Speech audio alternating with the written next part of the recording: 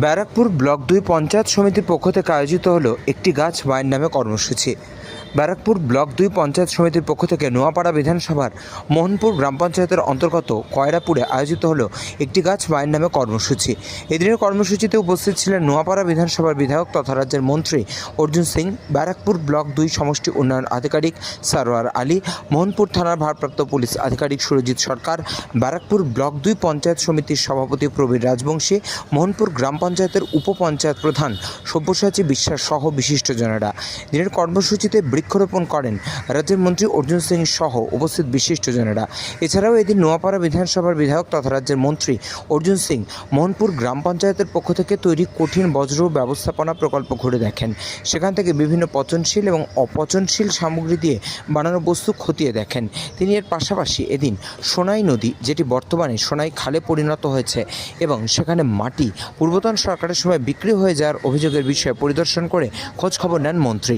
সংবাদ মাধ্যমের মুখোমুখি হয়ে নোয়াপাড়া বিধানসভা কেন্দ্রের বিধায়ক তথা রাজ্যের মন্ত্রী অর্জুন সিং কি বললেন শোনাবো।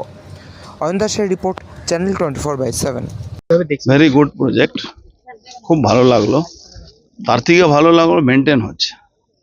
এটা আরো বড় আকারে করা দরকার, কেন আমাদের আশেপাশে থেকেও অনেক গার্বেজগুলো আসছে। সেখান থেকে যদি SWM প্রজেক্টে তাদেরকে আওতা আনা যায়, তাহলে এই জায়গাটাকে আরো ডেভেলপ করে, বিডিও সাহেবকে বলবো আরো ডেভেলপ করে আরো এখানে এই কাজগুলো করা উচিত আমার মনে হচ্ছে।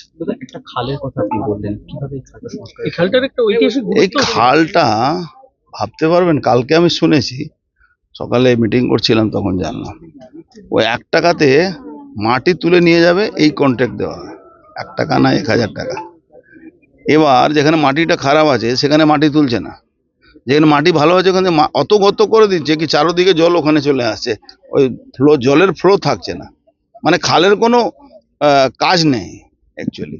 আর মাটি এমন তুলছে কি সব দুদিক থেকে রোড ভেঙে চলে আসছে। মন্ত্রিসভা পুরোপুরি হলে কি সেচ মন্ত্রীর কাছে এই বিষয়টা ধরবেন? দেখুন, সব জায়গায় এই বিষয়টা ধরা হবে। প্রথম তো নিচে লেভেল থেকে এটা তুলতে হবে, আপনাদের মাধ্যমেও তুলতে হবে।